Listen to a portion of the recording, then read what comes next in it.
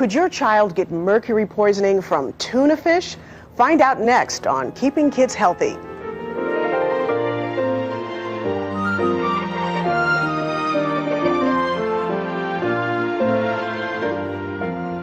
Hi, I'm Dr. Winnie King in the lobby of the Children's Hospital at Montefiore in New York City.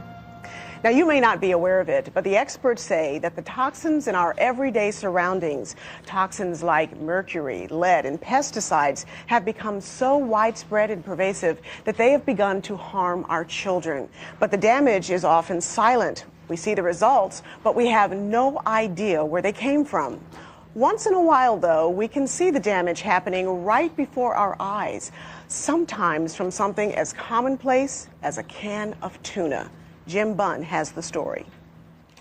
The videotape came to us raw and unedited from Northern California. It was shot by documentary producer Hardy Jones and his production company, BlueVoice.org. Their documentary chronicles the remarkable story of a young boy and how his love for tuna fish made him very sick. To protect his privacy, we're not showing his face, but you will hear his voice. The story of the storm he and his mother weathered began simply enough one day at school. A lot of my friends at school ate tuna too, which is one of the reasons I started it. I tried it at my friend was eating tuna and I tried it. And so then that's how I started loving tuna. He wound up eating 3 to 6 ounces a day of white albacore tuna. After about a year, his mother noticed something was wrong. One of the symptoms Matthew had was his fingers seemed to bend, and when he was on stage taking bows, his fingers were like this, and I could see him from a distance, and I thought he was joking around, and then we realized that was the dysgraphia kicking in. The tingling in his fingers would hurt. Dysgraphia is a learning disability that prevents people from writing legibly. But that was only the beginning. An excellent athlete, he started to have trouble simply catching a football. Formerly a top student, he began to have trouble keeping up in school. His grades plummeted. His mother began doing research to find out what was wrong and discovered that these symptoms could be signs of mercury poisoning. 2 doctors confirmed the diagnosis.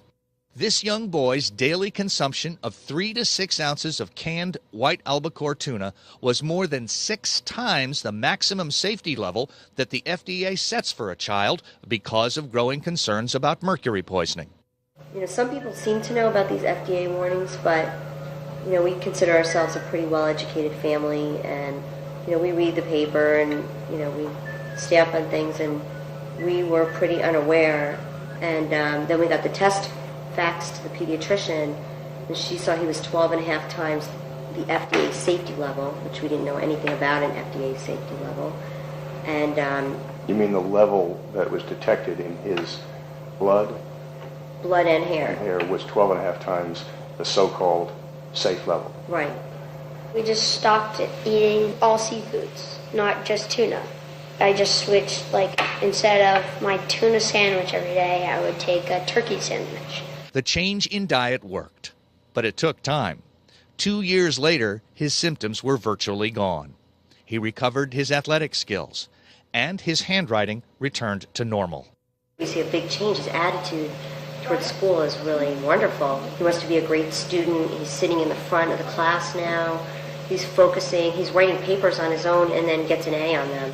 But what scares this young boy's mother is that while their story had a happy ending, there are so many other parents who aren't even aware of the risk their children face.